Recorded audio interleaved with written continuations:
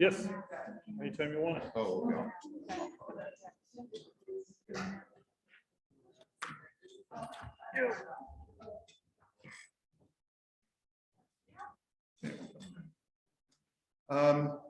Welcome. I'll do I'm Dr. Eli Varedas. Some of you may know me from here at Alluvium. There are some new faces, so I'll just say a few quick things about Alluvium. I'm a professor at the University of Washington, and I also work at the Veterans Hospital locally. And I'm also a steward of this space. So we're definitely not sort of, I'll bring out some more chairs in just a moment. So I'm really glad for the attendance. But I'd be remiss if I didn't just say a few things about Alluvium, just because there are some new faces here. And some of you may not be that familiar with our organization. So just briefly, Alluvium is a space here, this building, which seeks to provide resources for spiritual nourishment and spiritual actualization. Notably, we don't provide any definitions for what that means. So we have a lot of different activities that we host here. Some of the activities that we host are just feeding the unhoused or the needy, which some people consider spiritually nourishing for them.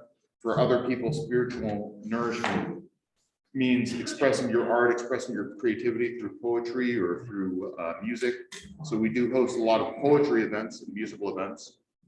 And for other people, it's sort of sharing. So we host a lot of groups like Adult Children of Alcoholics, AA, and other groups that are sort of oriented towards different facets of spiritual healing.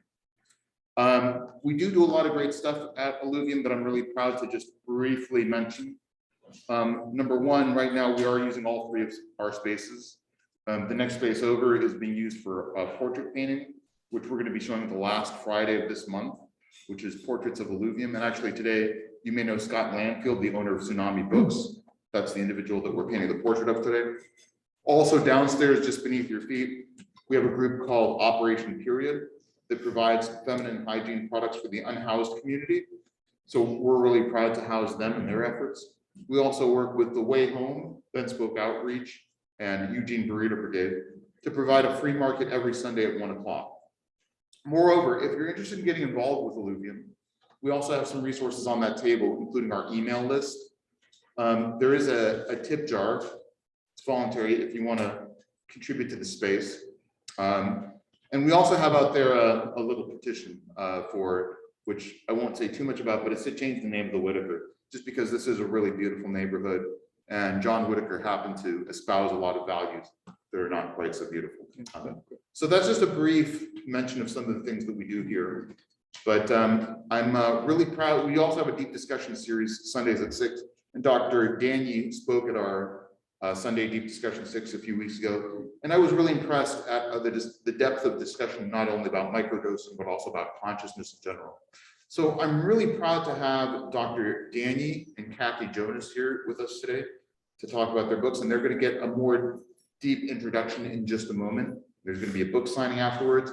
And if any of you have questions about Alluvium, or if you're curious about what we do here, or what you'd like to contribute to the space, or events that you'd like to host here, feel free. After the event, I'll be hanging out. And so you can ask me more questions after the event about what Alluvium does. So please give a big round of applause to our speakers, but they will get introductions again. And I'm going to introduce Terry, who's going to give them a better introduction. Oh, thank you, Eli. That was a fine introduction, That was Eli. great. What a great space this is. Alluvium.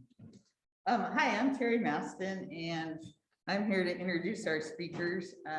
I've been working in community mental health since 1984.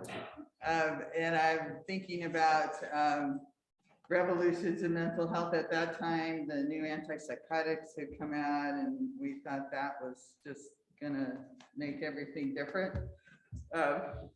Didn't. And then in the 90s, the new SSRIs came out, and again, Prozac Nation was born, and we thought that was gonna make everyone healthy and well, and it didn't. And so in thinking about this talk, I thought, okay, well, here comes the new wave in mental health. And as I thought about it, I'm like, new wave? Wait a sec, this is really old wave. old way, not even back to the 60s, but indigenous people have been using plant medicine for centuries. And then thinking about, Millennium. and why do plants produce psychoactive substances? You know, why do mushrooms make a psychoactive substance? You know, why is that? You know, it's such a fascinating subject in and of itself, and fascinating to think of, you know, psychedelics and healing. So I'm glad that we're here today to talk about this fascinating subject, and we have two fascinating people to have a talk with today. So I'm first going to introduce John, and he's going to give a talk, and going to cut him off at 2:30, and then I'll introduce Kathy, and then she'll talk, and then we'll have some question and answers after that. And we're going to figure out how to pull off questions off the live stream and get some questions here from the audience and from the live stream itself too. So Dr. John Danyi completed his residency in anesthesia in UCLA in 1986. As a practicing anesthesiologist, gave me some long words here, for over 30 years, it was his vocation to regulate his patient's state of consciousness and physiological functions during surgery, and then allowing those processes to gradually return once the surgical procedure was over. He retired from anesthesia practice and moved to Oregon in early 2019, when he became interested in the use of ketamine as an option for treatment-resistant depression and PTSD. He was asked to manage an IV ketamine infusion clinic in the summer of 2019, during which time he became aware of the promise of psychedelic medicines, as well as the limitations of a purely medical model. He then became trained in ketamine-assisted psychotherapy and decided to open a clinic in Eugene and collaborate with other therapists with an appreciation of the enormous healing potential psychedelic medicines can offer. May I introduce Dr. John Danyi.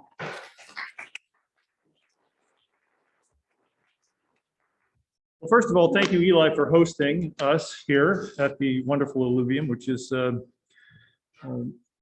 treatment for what ails us right now in terms of human connection. And thank you all for showing up. So how many people here recognize the little subtitle there, How to Change Your Mind?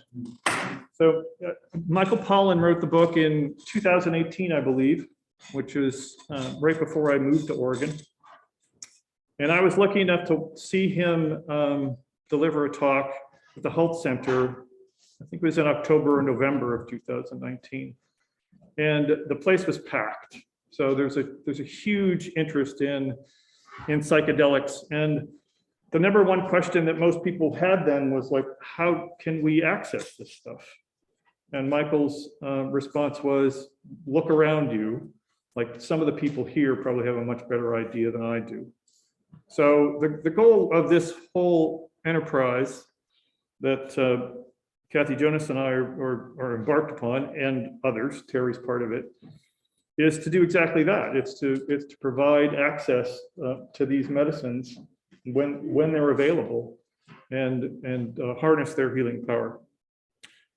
So Terry talked to you about my background in anesthesia, which when I thought about it, what do I do for a living? It's to adjust people's consciousness appropriately. And psychedelics are not that much different. They're dose dependent. They have some interesting effects on neurotransmission. They have more longer term effects that we'll go into in a minute. So what are they good for? There's a huge problem in this country and worldwide with depression. The WHO says it's the leading cause of disability worldwide. And there's an enormous problem in this country measured by deaths of despair, suicide, alcohol, and drug use and abuse. And it's not getting any better, and the pandemic has, if anything, made the whole thing much worse. A lot of the studies were done on PTSD, and there are not a lot of things that are really good to treat PTSD, but psychedelics are one of them. It's not limited to the military, however. My personal interest was in healthcare workers. We see a lot of trauma and witness it secondhand. And a lot of it is related to violence and adverse childhood events. Anybody can be a victim of PTSD. And it's really hard to treat these people because the PTSD kind of walls itself off. It's not easily accessed. You want to sort of protect the rest of your psyche from that trauma. And it's like an alarm going off in your head and you not knowing what's going on. That's what the flashback is all about.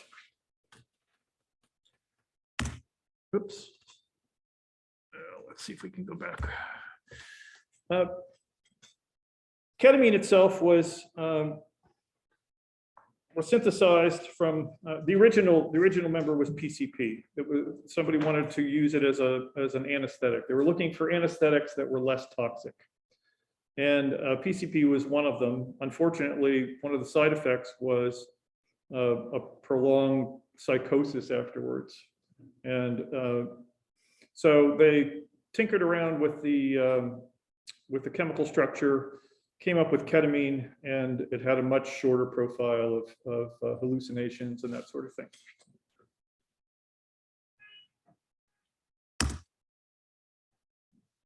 So one of the hallmarks of that ketamine, as opposed to all the other ones, is a degree of dissociation. The first trials of ketamine were in the early 60s, 1964, I believe, on human trials. And in 1970, it was made available for clinical use. The hallmark was, again, this dissociation. And it's kind of a hard thing to explain, but in the 1980s, when it finally came into more widespread clinical use in the operating room, I was a brand new resident, and I took over a case in which it was mostly done under a local anesthetic. And so I went in and took this case over, and I wanted to know how the patient was doing. And so I asked them, I said, you know, are you having any pain? And he said, yeah. And this guy was on a ketamine infusion. And I said, well, doesn't it bother you? Because he didn't appear really, you know, worried about the whole thing. And he goes, no. And so that's, I think, the keenest expression of dissociation between the mind and the body. It's like you're totally detached. You can sort of look at whatever painful stimulus is happening to you, but not become overwhelmed by it. And the reason I use this picture is because it was right around that period of time in the 70s where lots of experimentation occurred with psychedelics. And much of it was unsupervised. And the problem with doing that is that you can get into trouble if you sort of just freelance and do it on your own. Most of psychedelics, as Terry said, have not only centuries, but millennia of experience with indigenous cultures.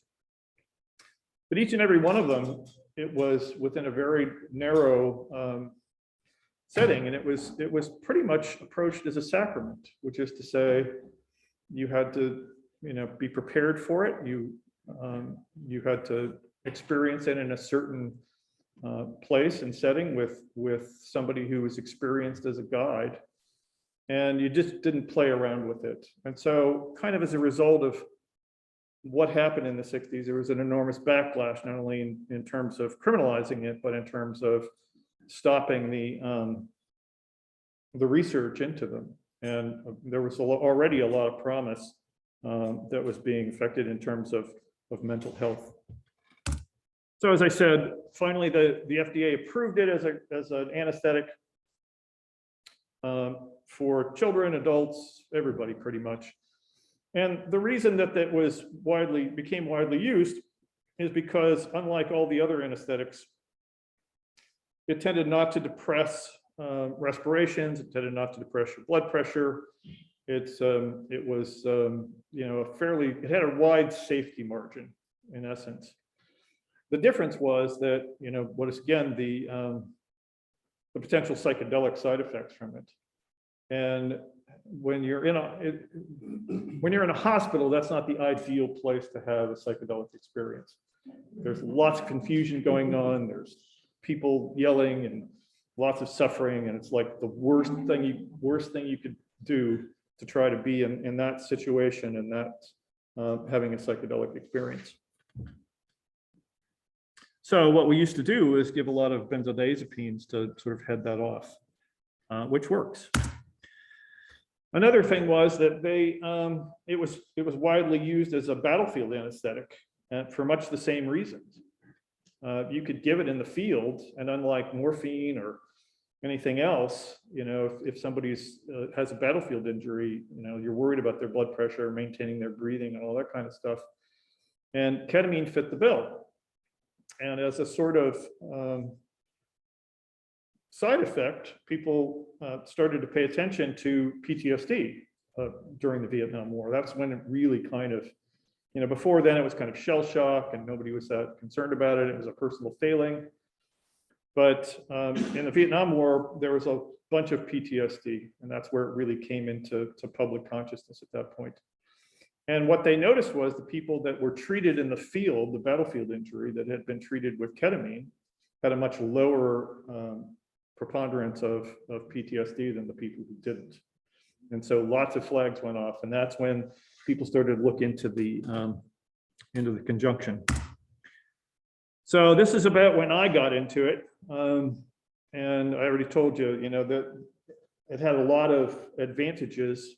And as far as I was concerned back then in the 80s, I never really thought about the psychedelic effects or the psychomimetic effects. That really was not on my radar screen. So then it moved out into the emergency room, and this was in the early 90s, and for much the same reasons. So now the WHO has delineated ketamine as one of the essential medicines, and it's because of its ubiquity, its safeness, its effectiveness, and in fact, it's fairly inexpensive. So it's a good drug. So getting on to our application here. So depression has always been a problem, and as Terry alluded to earlier, in the 90s, SSRIs came on to battle depression. Now, SSRIs sort of it assumes a certain model, which is that your brain is deficient in serotonin, and so what the SSRIs do is any serotonin that gets released into the brain, into the synaptic spaces, doesn't get taken up again. It's kind of hangs around longer because it's not being reabsorbed as fast.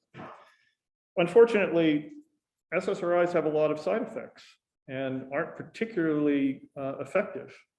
It's about as effective as placebo in somebody with long-term depression. So if you have somebody who's depressed and you give somebody an SSRI, about a third of them will get better on their own.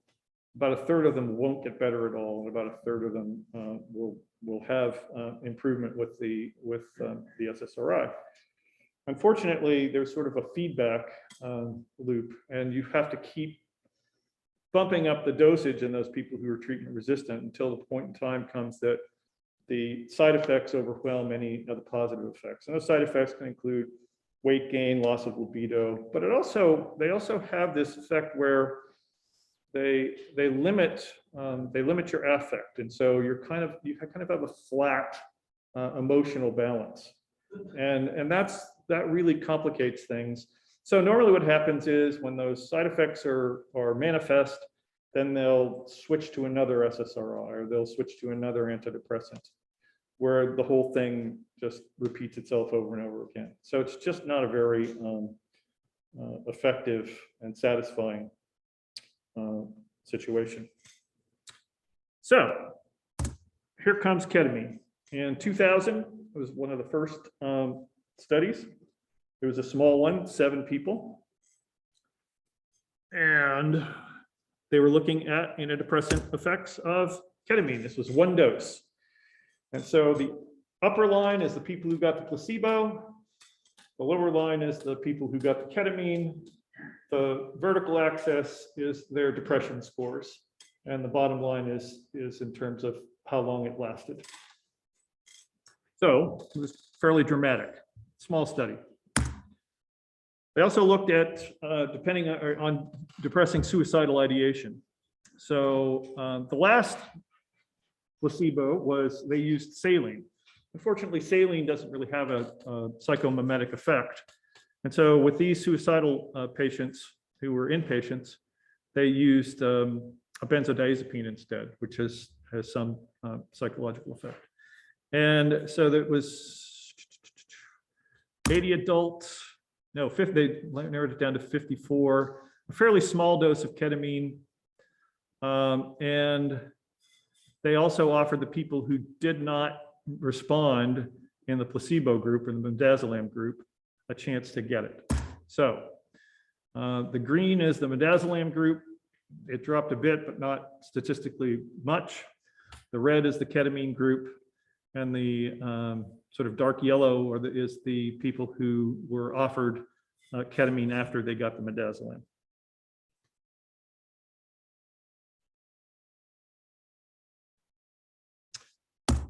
Ketamine is also good for anxiety. This was a study in 2017. So the applications for ketamine include obviously PTSD, depression, generalized anxiety disorder, OCD, bipolar disease, some eating disorders. All right. So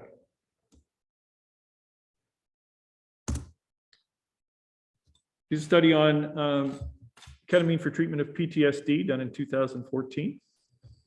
Again, midazolam versus ketamine. So you see there was a statistically significant improvement with the ketamine. Midazolam improved as well, but not as much.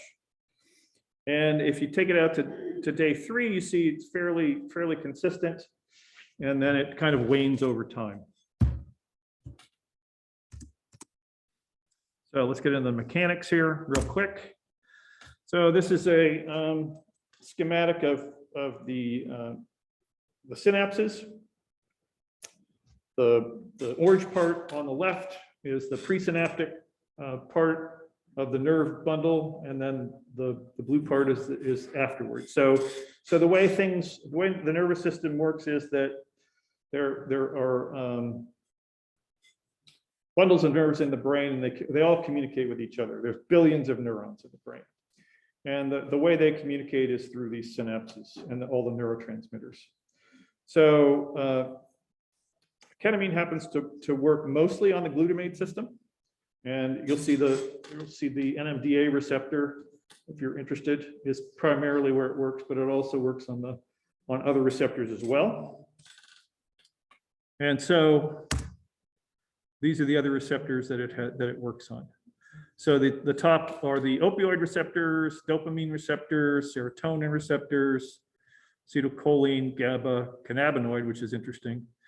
And all the psychedelics work on most of these receptors. Most of them are on the serotonin, but in contrast to the SSRIs, they actually produce more serotonin, and I'll get into how they do that in a minute, instead of prolonging the duration of the serotonin that's actually released. But it's complicated in there. So there's something called the BDNF, which is the brain-derived neurotrophic factor. When I was in medical school, they said you were born with a certain amount of neurons and synapses, and it only goes downhill from there. That turned out to be wrong. There's something called neuroplasticity, which is what psychedelics are really good at. And BDNF is sort of the mechanism for that. It encourages a proliferation of synapses and dendrites, which look like that. So on the left, on top, is a nerve that has been from an animal that's been stressed out. And there's fewer dendrites. And if you look at the little inset off to the right, those little bulges are the synapses.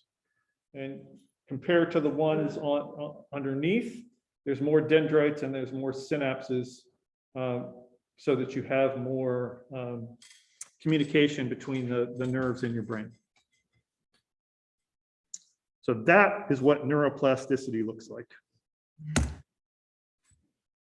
So the DMN, if you read Michael Pollan's book, he talks about the DMN at length. And it's the place where he says that rumination takes place. It's the place in the front lobe there, off to the left, and up on top. And so that your frontal lobe is sort of where your, for want of a better word, your ego hangs out. It's the part that sort of makes sense of everything, tells your story, tells you why you are where you are, who you are, all that kind of stuff. And so that whole thing basically it creates a map of who you are and where you are in time and space and how you got there. Unfortunately, like most maps, it may not be entirely complete, and you may be telling yourself a story that's not quite true or maybe incomplete. And so what the psychedelic will do, including ketamine, come along and say, you know, let's put you off to the side for a few minutes. Like, you just take a break and let some of the other parts of your brain have their say. There's a really good strategy or a psychological approach called internal family systems. And what it says is there's lots of parts to your brain and not all of them are conscious. And the default mode network kind of rides roughshod and says who gets to get attended to at any given time. And what I've noticed is when you depress the default mode network, then different parts of your brain start to speak up. And it's almost always the thing that you need to talk about.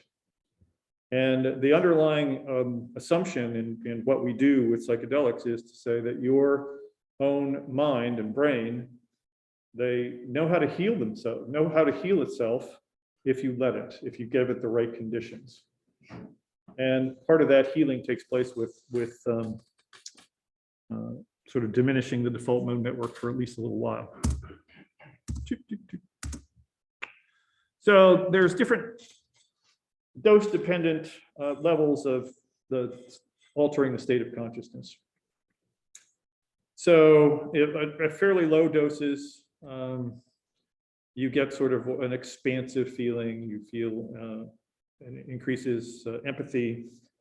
The term psychedelic means mind manifesting, and so what happens is you get the mind sort of unreined, unleashed, and there are you can do it at different levels, and by doing so, it gets you different depths of that phenomenon. So as you go up in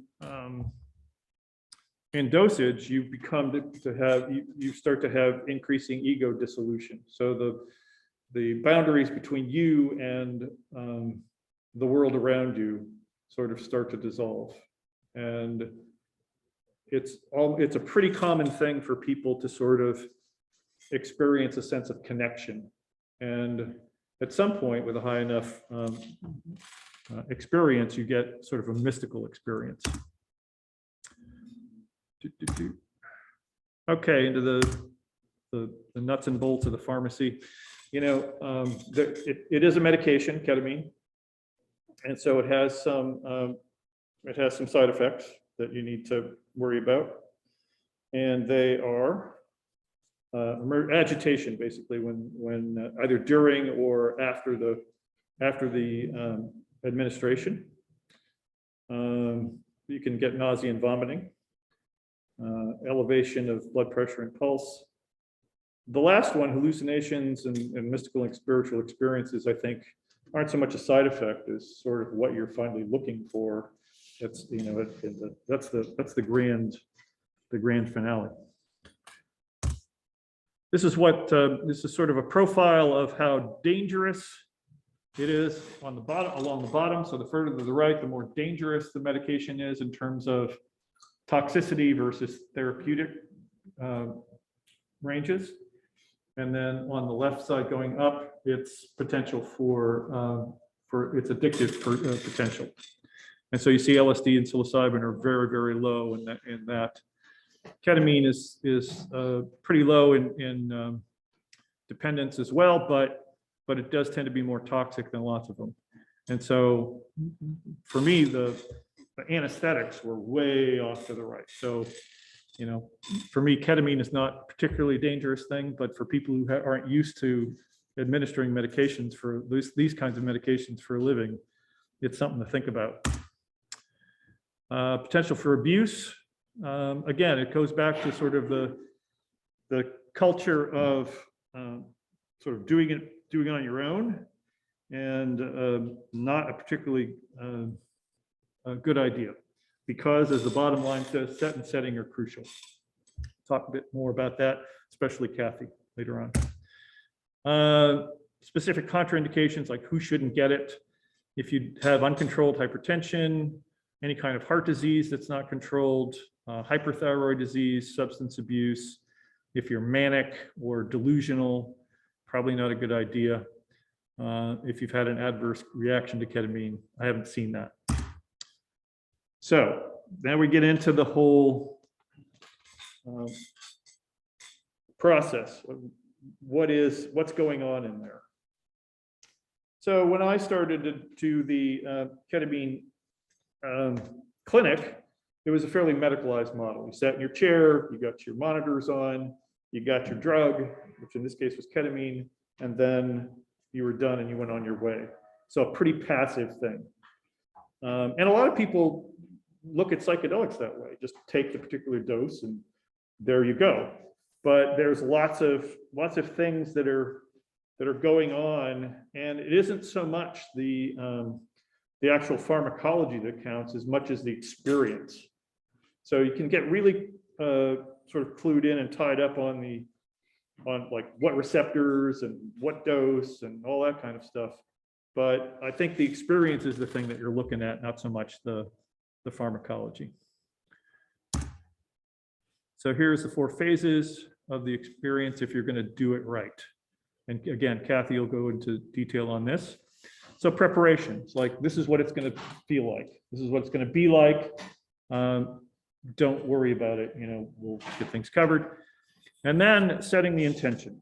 And the intention is basically like, what do you hope to get out of it? Then there's the actual administering the medication. And then there's processing it afterwards. All of these things are part of the indigenous experience of consuming a psychedelic substance. Skipping any of them is probably not a good idea. The actual infusion itself, if you're getting it IV, lasts about 40 minutes. One of the other slides said it, you know, usually lasts about 3 to 7 days. So we usually try, in terms of optimizing the neuroplasticity, what you want to do is to sort of make sure that that BDNF is there, and it's there for a couple of weeks at least. And then you got a good shot at remodeling the brain. There's actual nerve fibers that weren't there before, or if they were kind of, you know, attenuated. Booster infusions, we'll get to in terms of route administration later. Lots of people come back every 4 weeks, which was the model at the ketamine clinic I was at. 10 to 20% do not respond to treatment, and none of it's covered by insurance. And that's primarily because there aren't any big randomized controlled studies. And there aren't going to be, because ketamine is off patent, it's generic. And so none of the drug companies really want to put the money into it for a large study. Now, what Janssen Pharmaceuticals did was they took ketamine and they isolated an isomer of it. Oddly enough, it was the least effective isomer, and they put it in a nasal spray, and it's called Spravato. And that's S-ketamine. And so it has been approved by the FDA for treatment of depression and PTSD, but it's not particular. I mean, it just made it by a whisker.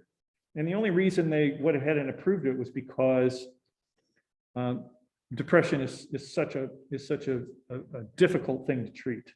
And so they saw this tremendous need, and they sort of said, okay, we're going to let this through. So routes of administration, intravenous, intramuscular, intranasal, oral. So this is a cool little slide that I like.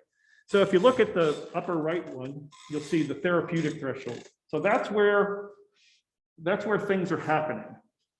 That's the window where you've got enough medication in your bloodstream that's getting to your brain, the concentration that's actually going to accomplish something. And up above that's the toxicity threshold. So that's where you don't want to go. So the intravenous, it starts up way up there, that blue line, it hits immediately. It's right in your bloodstream. Now these are boluses, which means a one-time shot. Intramuscular, it starts off slow, and then it peaks, and then it tails off. Oral is that sort of pinkish line underneath, so you can say it takes a long time to get to where you need to go, and it lasts for a long period of time. Intranasal is not up there, but it's sort of right around the subcutaneous. It's like it's in between oral and intramuscular. And so what we do is, at least for the infusions, is an infusion. It's constant drip. So I try to get the concentration that's the therapeutic concentration like within a minute or two. And then I have an infusion pump, and I keep it there for the full 40 minutes. And so you maximize that way the amount of time that you spent in that little therapeutic window where you're above the therapeutic threshold, but you're there for a long period of time. The other advantage of intravenous administration is that if the patient becomes uncomfortable, if it's overwhelming, then what I tell them is I'll just turn it off. And within a couple of minutes, it's pretty much gone. And to a patient who's going into an experience that maybe hasn't been there before, that reduces their anxiety level a great deal. And so they can really lean into the experience. The downside to intravenous is it's expensive. And so that's why the model that I'm going with is sort of transitioning. Once you get those nerve bundles going, then you do other things like you can use a lower dose, either IM or intranasal or orally, as in terms of management long term. But these other things are important too. So if you ask me, well, can you get the same response without using ketamine or psychedelic? Sure you can. Like if you want to spend 30 years doing meditation, you betcha, it'll work.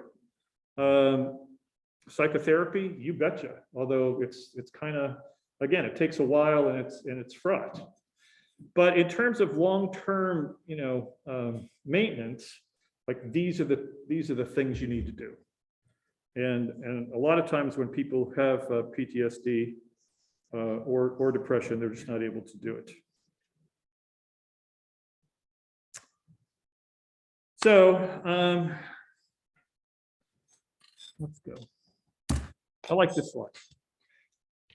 a lot of what we do, people have been taking psychedelics again for thousands of years. And the question is, well, why?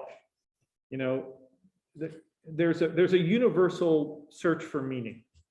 Like people want to know why they're here, what the story is, what their part in it all is, how do they relate to everyone around them, that sort of thing. And that's part of the mission of the Alluvium Church. That's why, you know, we're together doing this sort of thing. So, you know, the real question, I ask myself a lot, well, why are we in this situation? And why are all these deaths of despair happening? It's because we're fragmented. And so the real, I think, underlying principle is that we need to sort of, that's the thing we really need to work on. Like the psychedelics are great, you know, they'll help you. But if you want to really keep the long-term thing going, it's like it's all about connection. Thanks.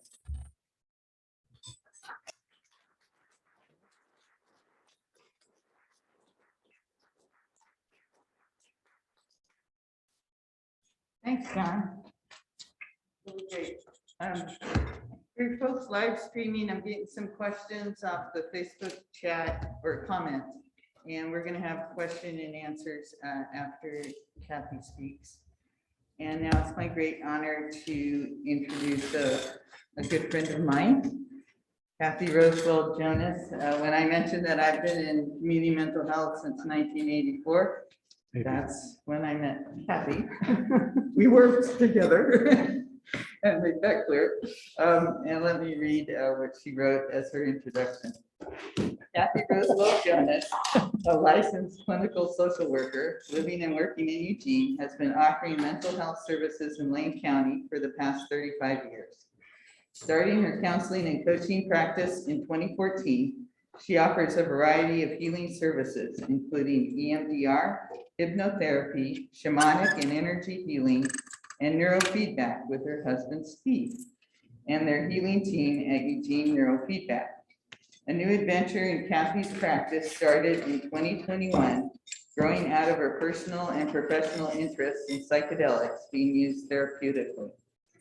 Kathy started the IPI Psychedelic Assisted Psychotherapy Program in Boulder, Colorado, and will graduate in May with training and certification in working with psilocybin, MDMA, and ketamine.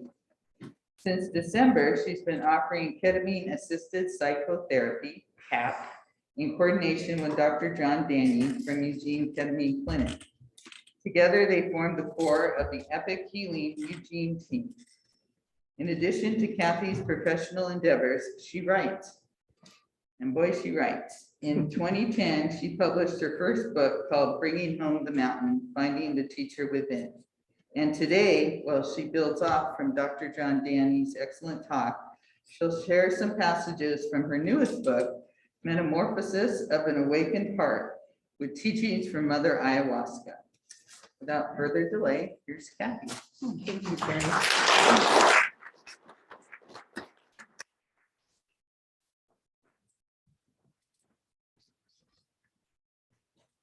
Thank you for coming, everybody. It's really wonderful to see such a great turnout. And I'm sure we're here for common reasons and also different reasons. So I'm going to just start out with, I kind of wanted to stand up, but I've got this microphone. We can work on it. You want to stand? Kind of did. Go ahead.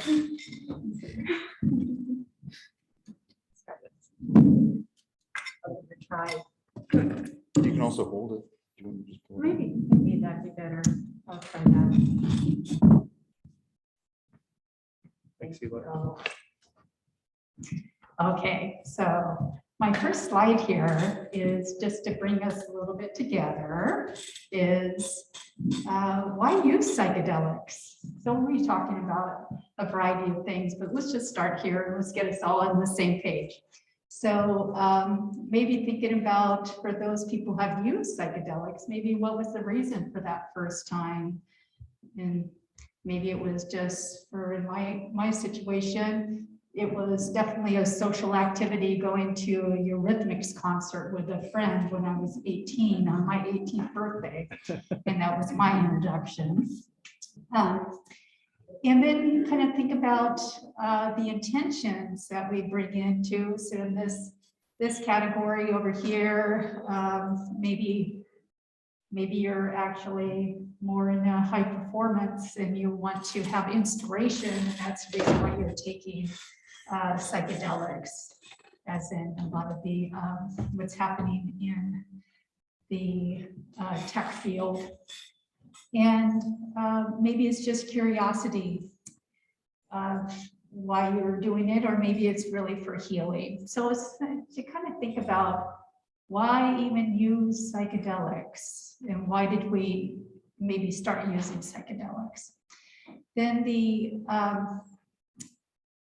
another thing to think about is what are current intentions about maybe of use now. And as you're sitting here, you have to listen to Dr. Danny's talk, is what's going through your mind about maybe what do you want? How would you approach using psychedelics if you were going to do it? And maybe there's concerns. Maybe you've heard of somebody having a bad trip. Maybe you've had a bad trip. So it's just something to think about. So it all comes down to how can we prepare? And this isn't just for ourselves and thinking how to prepare, is that with the legalization happening in 2023, where wellness centers are going to be able to offer psychedelics, this is really trending. This is our new world. And there's a lot of states all over the place looking at Oregon and looking at what we do with this. So as if you're in the mental health profession, you know, we're going to have clients, you know, coming to us that are using, we have friends that we might be talking to and thinking about how to advise them on how to approach this. Maybe it's ourselves. So how can we prepare? How can you help others prepare?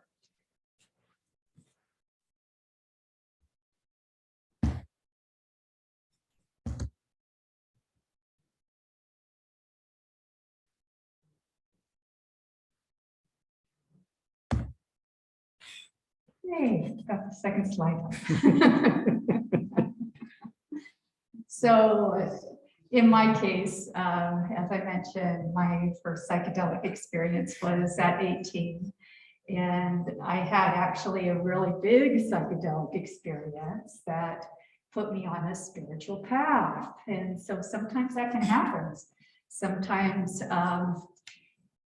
what brings a person to having their first psychedelic experience can really vary. It can be by accident.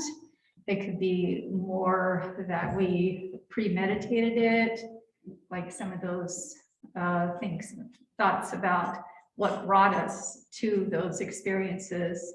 In other cultures, like the indigenous cultures and shamanism, it might be part of that rite of passage, you know, that there's a community, there's thought about helping us be ready to engage in a psychedelic experience. In our Western culture, we don't have that that built into our culture, that sense of community as much. So in my case, and in the case of many, that it's possibly a wounding experience from our childhood, our background has brought us into the mental health arena, either as a client or as a counselor. And there's actually been some research out that's like 74% or greater have come to the mental health arena and become a counselor because of a wounding experience. So there's like basically 75% of us as counselors have had a background of something that's been harsh and hard in our lives. And somehow we got to the other side are 1 and 2 and are still working on that we want to help other people. So in my case, there was a hard background, you know, from childhood, but I ended up and found psychedelics. It put me on a spiritual path, personal growth path. My healing journey continued, and eventually there was a desire to help people.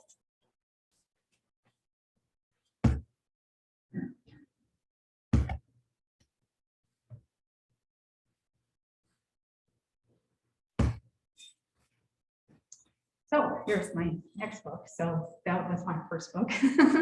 So this one, so if you think about, I'm writing about these things in my book, Metamorphosis or Waking Heart, but these are also themes of life that we eventually get to a point on our personal growth path that there is this search for meaning, and that's what's propelling us to keep going. And part of that is to start having some intentions about where we're going in life. What do we want out of life? What do we want out of our path? And so we engage in our self-help strategies, we build our support systems, and this can actually maintain us without doing much more, that we just engage in life, and we're I think on a really right path that is full of meaning.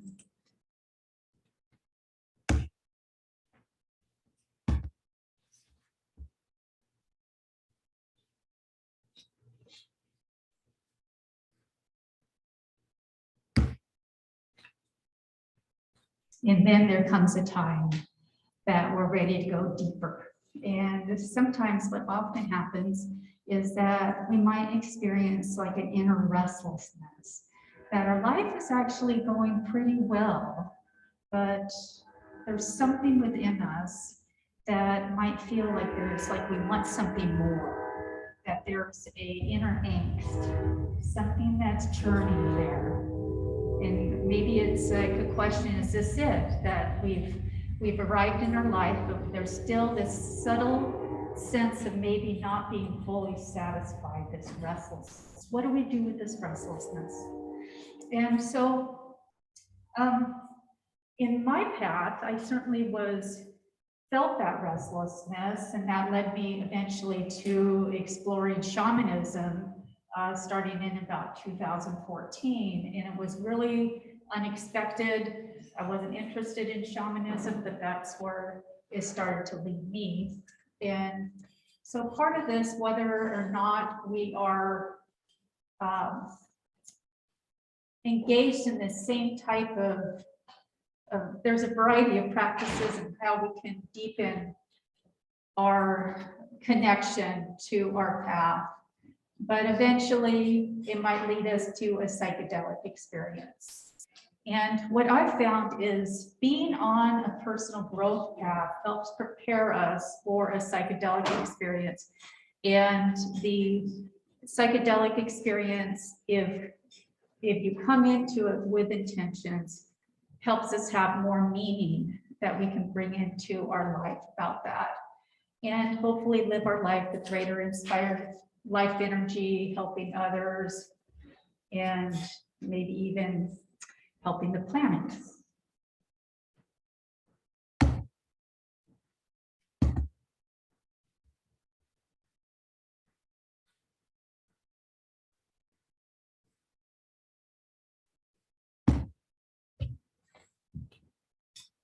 So if we're fortunate in that we stumble upon some opportunities to work with a teacher guide, perhaps a shaman, to help us maneuver and go through a psychedelic experience, that's great. But maybe we have to be our own shamans.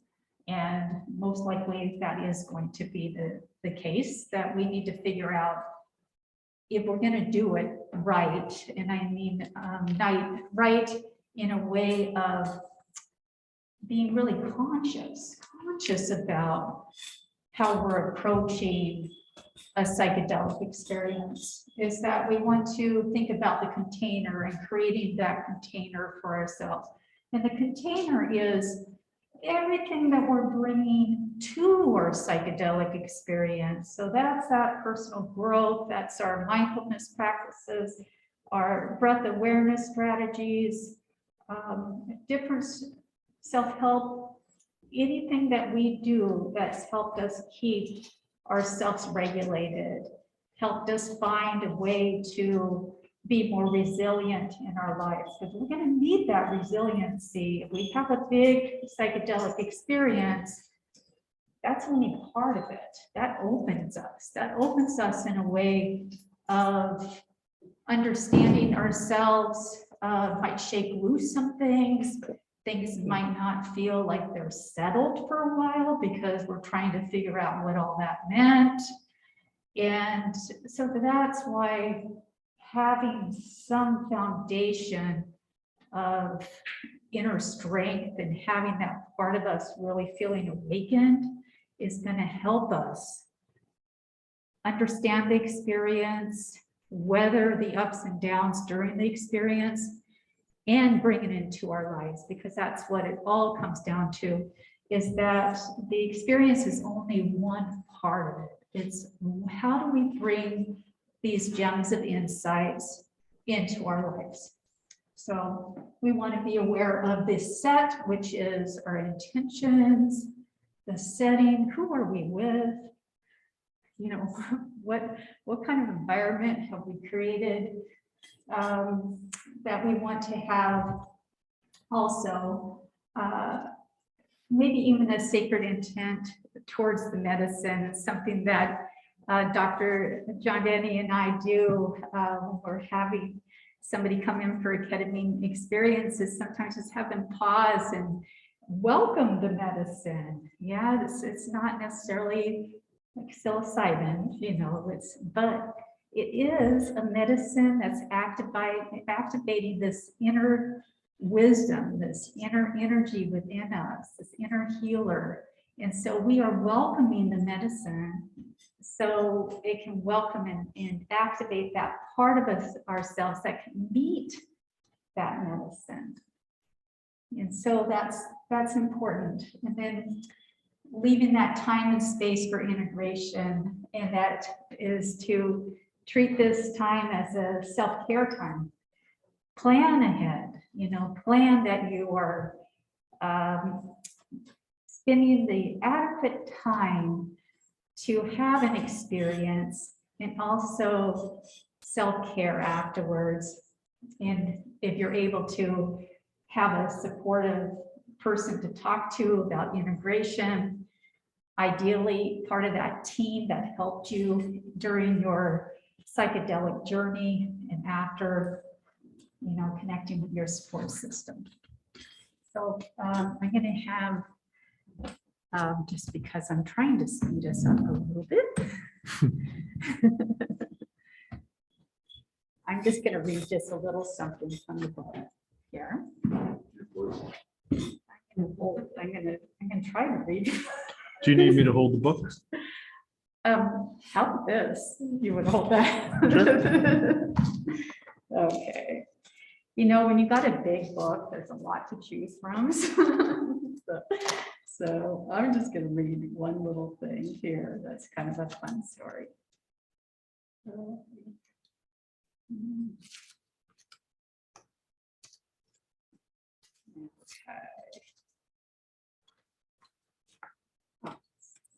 There you go.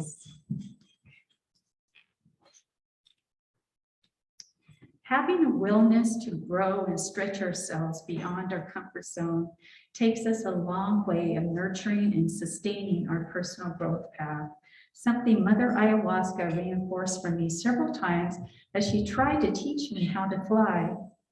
Grimacing, I swallowed down her medicine during my fourth ceremony in 2015.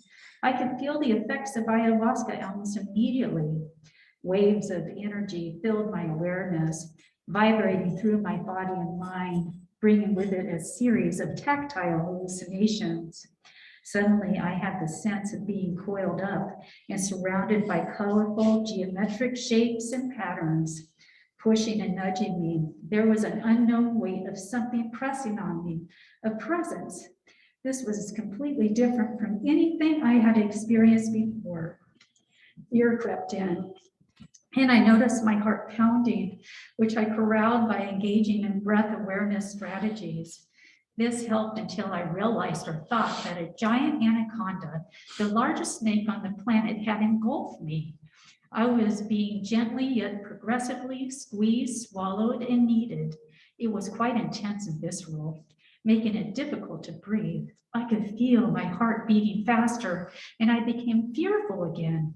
I was being stretched and sucked up into a funnel or swirly channel, being pulled into something that seemed like some type of portal, and opening to something beyond my comfort zone and comprehension. I suddenly remembered something Mother Ayahuasca had told me during my first ceremony. Don't go 2 levels above the crown chakra. I can't protect you there. I urgently asked for Mother's help. She immediately came and helped to protect me. Suddenly, 3 layers of a giant metal shield, which reminded me of the luggage carrier attached to the top of a car, fully surrounded my body. Swoosh, click, more layers seemed to secure me. Each layer was stacked on top of the last, making a suctioning, then a locking, fastening sound. With the layer secured, I found myself in a spacious, lit-filled cocoon, my ethereal body fully protected. I could see Mother Ayahuasca in the distance, letting me know she was watching over me. This helped me relax and take in this highly unusual experience. A white vibrating light then worked its way through my body. From the cocoon, warm, pleasant, and penetrating, the light dissolved me with its intensity. I was drifting into a spacious consciousness, overcome by a dizzy, making buzzing, then profound and powerful silence. I heard the words in my own voice tell me, I'm invisible. Then the only thing that was left of my bodily awareness was my smile. Even that started to disintegrate into nothingness, which reminded me of the Cheshire Cat in Alice in Wonderland. So thank you.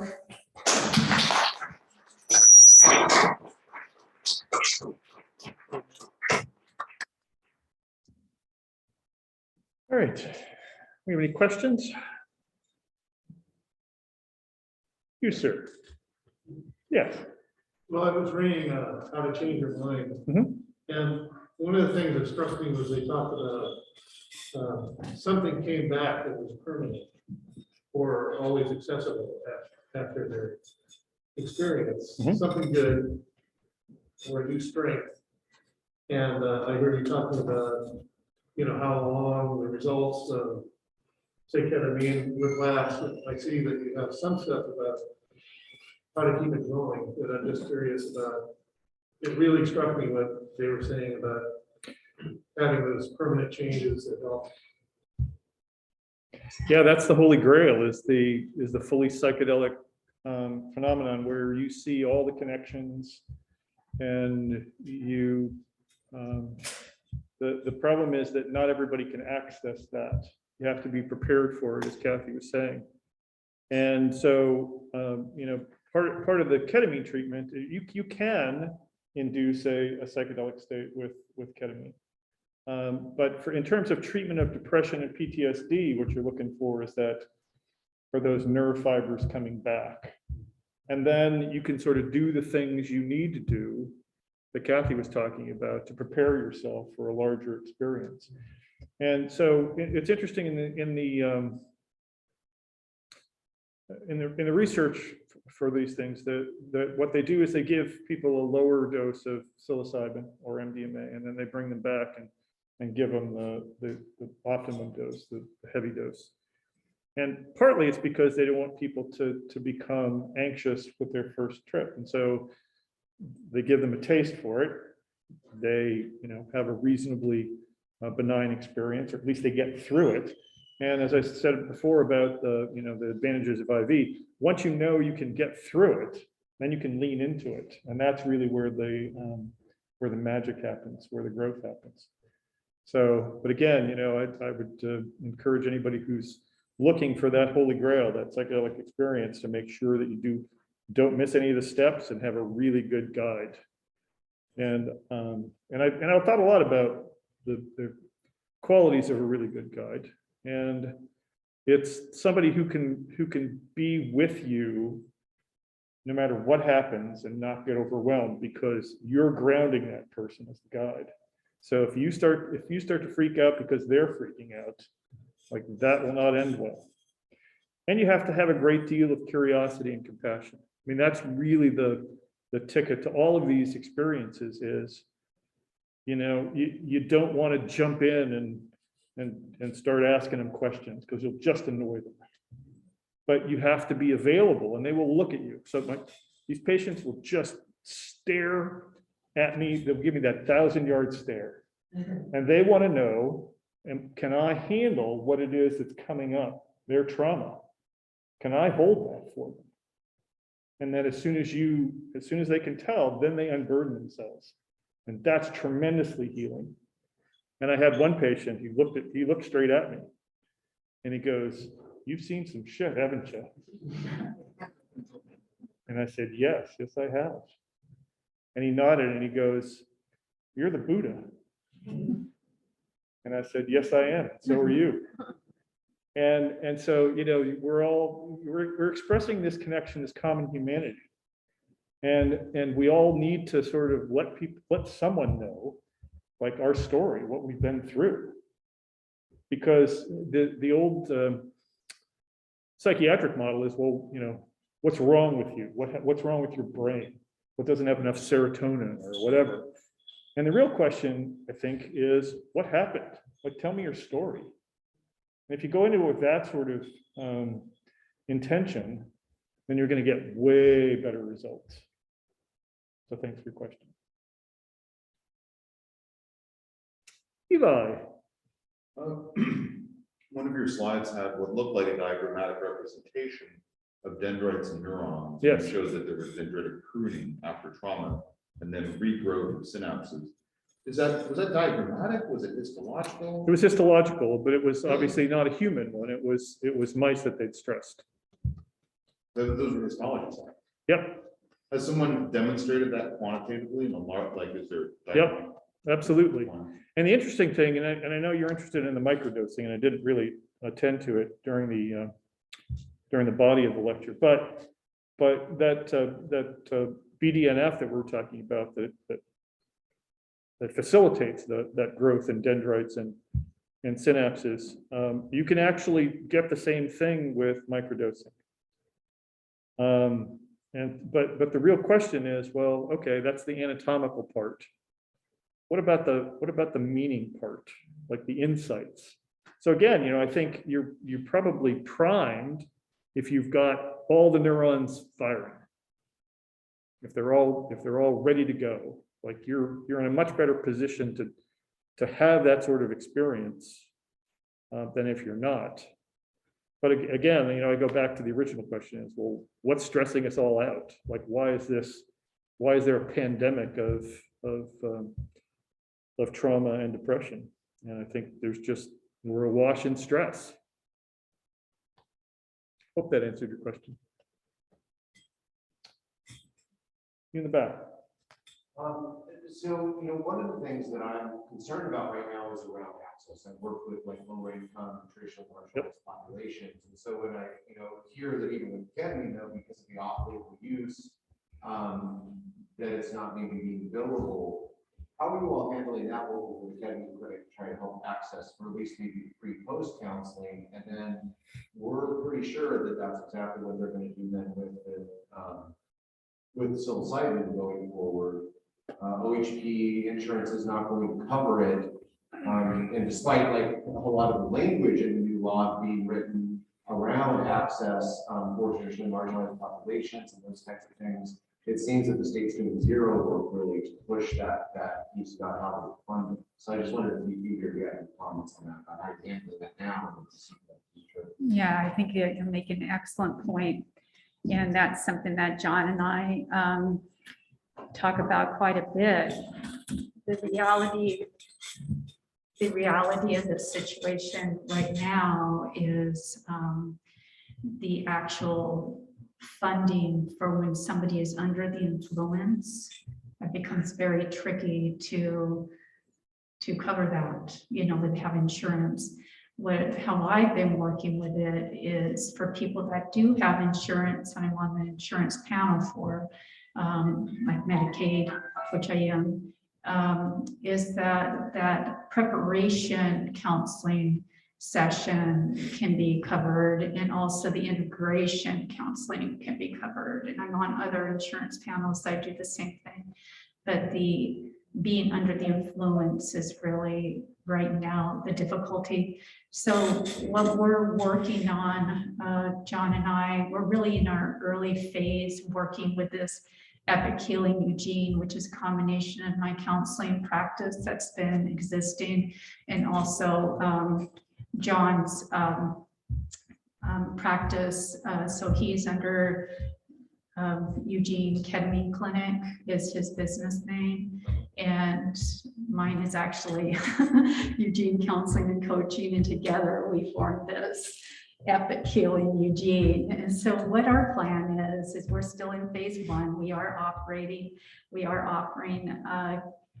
ketamine assisted psychotherapy. We are working together doing this.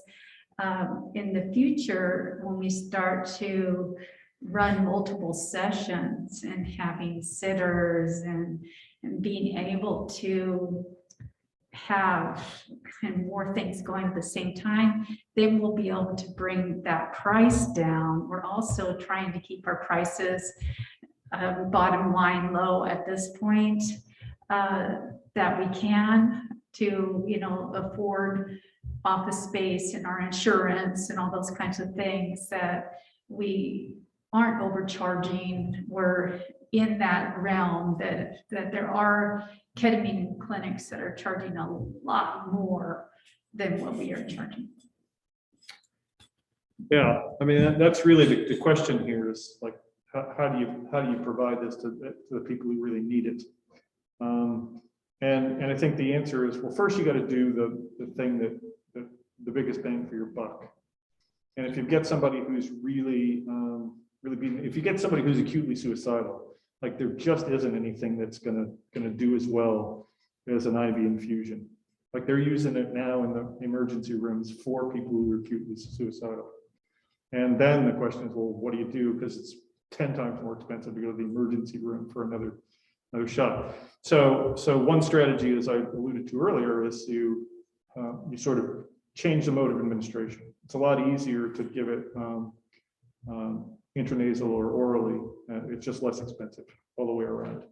It doesn't, you know, it's just doesn't require the level of intensive monitoring, anything like that. There's a program in British Columbia that's got a really unique procedure, and basically what they do is they take a cohort of around 6 to 8 people, and I'm pretty sure they use IM ketamine, but they go through all the steps. They go through the preparation, and then there's like, I think it's 8 weeks, and the middle 3 weeks is when you actually get the ketamine as a group, and then afterwards you do the integration, which is really advantageous for a number of reasons.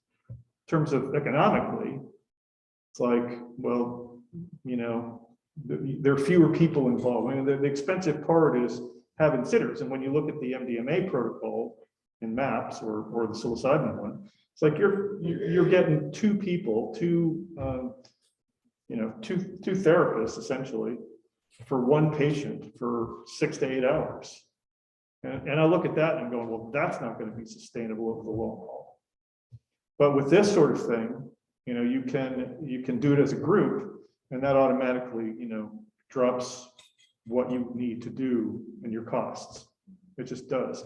And then they take those cohorts and then they go out. Either they stay at the original clinic or they start their own. And so they've got this model that has this sustainable growth built into it. And so, you know, there's a lot of strategies involved And, you know, I think we've given this a lot of thought and so, but a lot of it is, you know, I'm pretty sure the answer isn't corporatization. Like that's not going to be the answer. And so what's the alternative to that? Well, it's a community-based, you know, effort. And, you know, that's why I'm doing what I do. So that's how I see it happen. Thank you. That was excellent. Yes, Terry. Yeah, question on Facebook comments. And this is for the good doctor.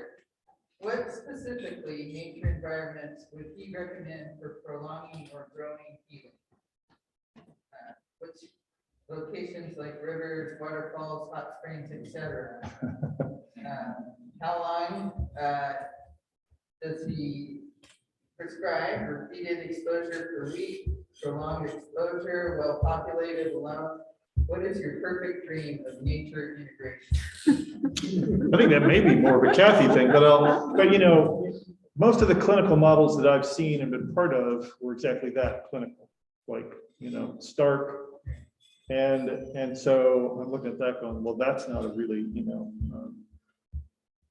conducive way to have an experience like that. So we focus a lot on the music. We have plants. We have, you know, we ask the patients, is it okay to, you know, to hold your arm or be supportive during the thing. So you're really focused on, you know, their experience of safety. And so, yeah, I mean, ideally, you know, if you're having a clinic, yeah, it'd be great to have, you know, have it in the forest, or, you know, anytime you can get into nature, it's like a really good thing.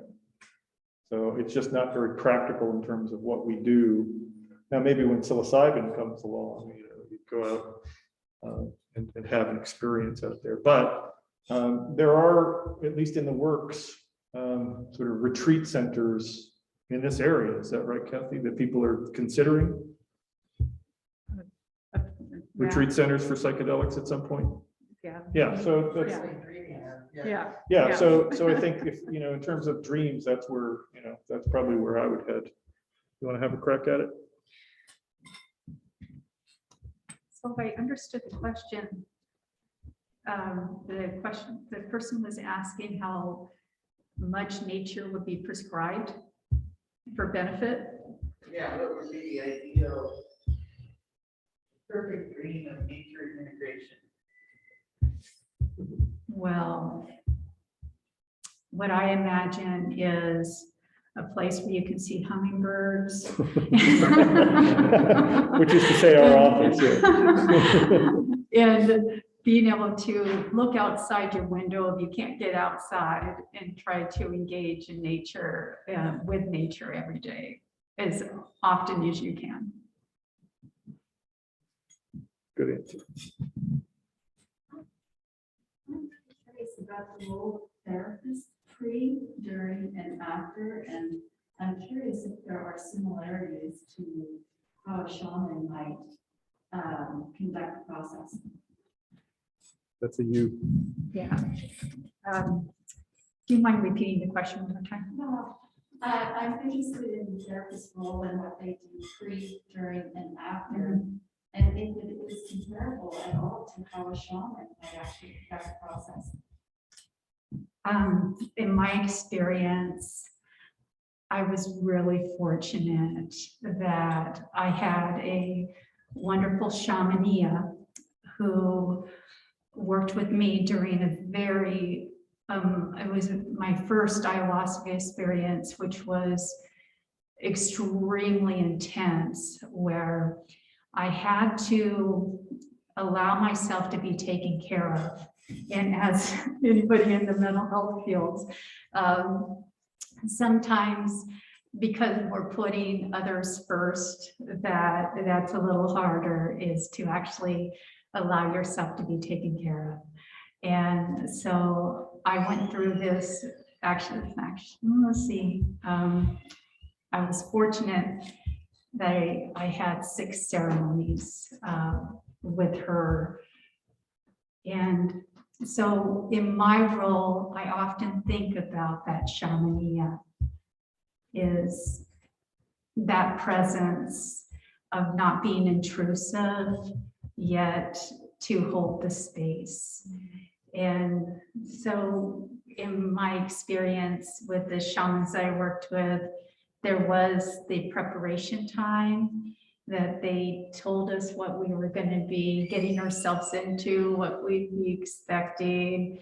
And then there was the time coming out and talking about our experience, and during the experience itself, feeling like we were being taken care of. And so I think that in my experience as a licensed clinical therapist, I feel like I'm harvesting that energy at times and trying to remember that.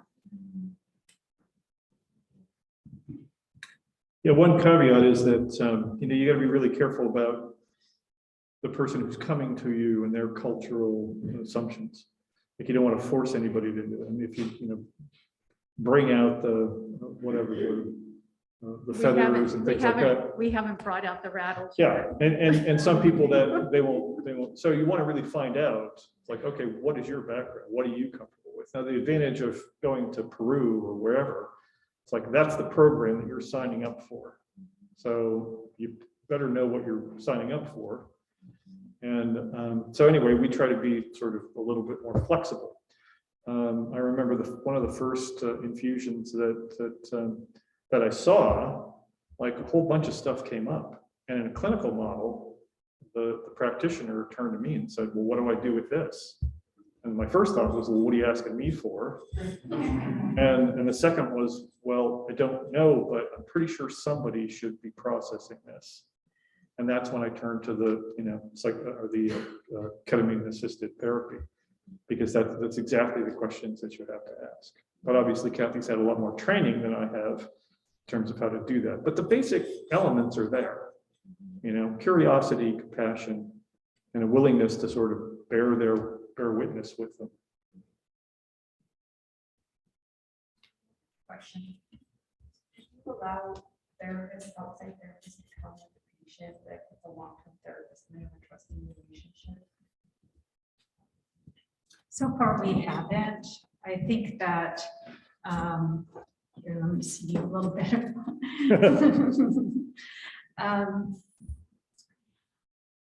I think that would need to be considered on a case-to-case basis, and that certainly there's a different dynamic that could be generated as far as, okay, relaxing into the situation and having the comfort zone about that, having a familiar person.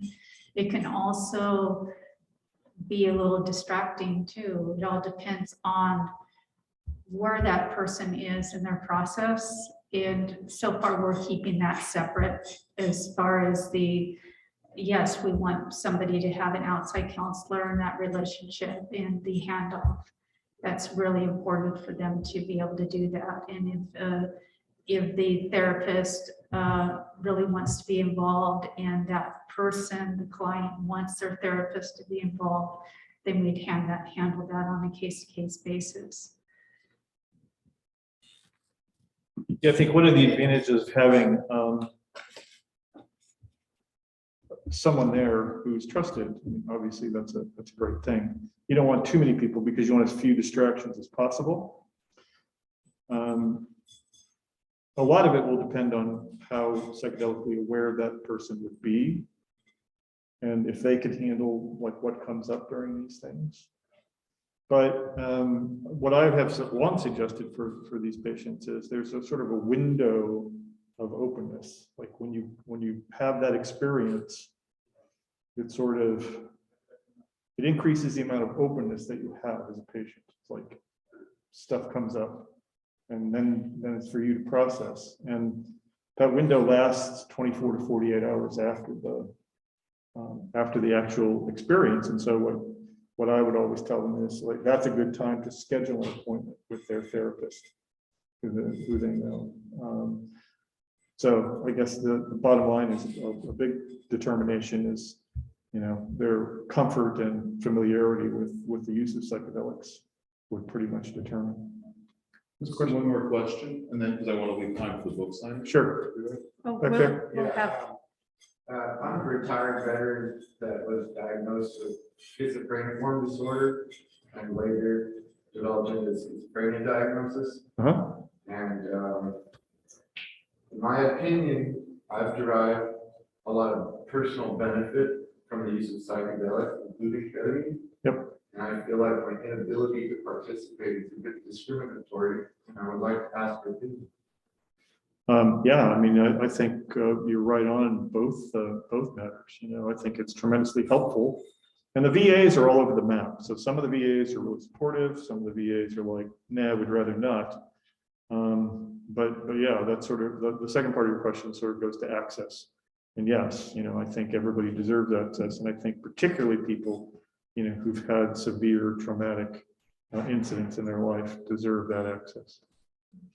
Eli. Do you mind if I just volunteer that if you're having trouble navigating the VA system locally, you're welcome to reach out to me personally. And I'll try and get you hooked up with there's some way to reverse it or get you hooked up with the ombudsman. There you go. Thank you. There's the benefits community right there. So great. Thank you all for coming. And thank you, Eli, for hosting. Boy, this is just a great thing. Thank you. I'd be remiss if I didn't say this was a really wonderful lecture. We do definitely want to have you both back here again. We'll make sure we get the microphone situated better in advance next time. But I want to thank all of you for coming out. It shows me what tremendous interest there is. I hope you all won't mind if I make one more push that we do have a tip jar if you want to support the venue. Our stance is that this is a free event and we would love to have your support financially if you can put a tip in the tip jar, if and only if you have the means to do so. We understand that there are a lot of people who don't have that, and all of our events here at Alluvium are always open to the public, regardless of whether or not we have the means to do so. I want to also give Terry an opportunity to say thanks, but I'd be remiss if I didn't also just say thanks so much. This was really nourishing and a really educational presentation. And let's all give a really big round of applause to Dr. Danyi and Dr. Jonas.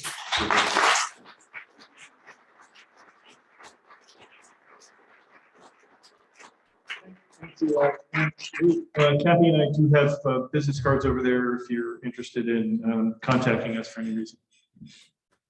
And John will be available for personal questions right now. And I'm going to be doing selling some books if people are interested. They're $20 a piece.